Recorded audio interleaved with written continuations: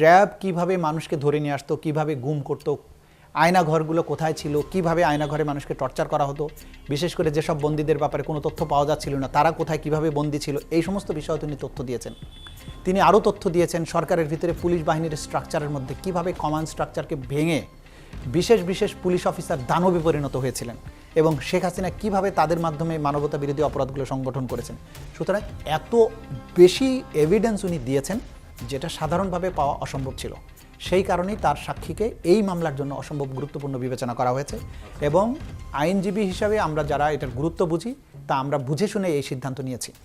সেই কারণে আব্দুল আল মামুনকে রাজসাক্ষী করাতে কোনো অন্যায় হয়নি। এবং দ্বিতীয়ত কথা হচ্ছে রাজসাক্ষী তো আমরা জোর করে তাকে করিনি, উনি নিজের থেকেই দোষ স্বীকার করেছেন এবং বলেছেন আমি সত্য বলতে চাই।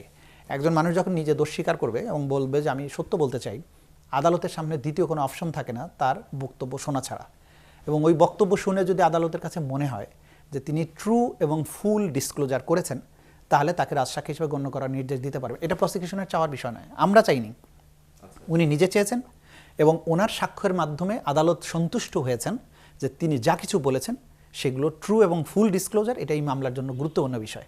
তখন কিন্তু আদালত তাকে রাজসাক্ষী গণ্য করেছেন। এবার আসেন সাজার বিষয়টা।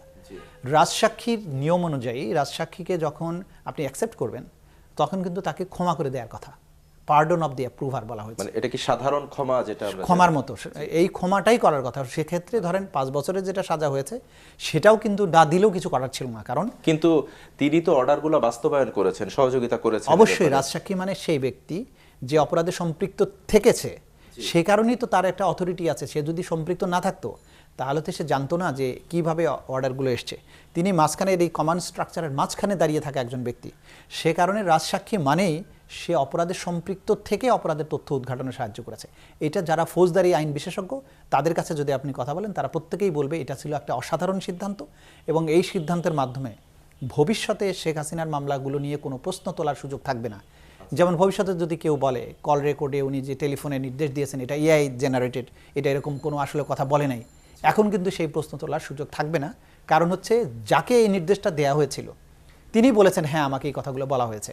সুতরাং টেলিফোনের কনভারসেশন, অন্যান্য কনভারসেশন এবং ওনার নিজের সাক্ষী এবং যখন প্র্যাকটিক্যালি ড্রোন উড়েছে, হেলিকপ্টার উড়েছে, সবগুলো যখন মেলাবেন তখন এটা একটা অকাট্য এবং দুর্ভেদ্য সাক্ষ্যে পরিণত হয়।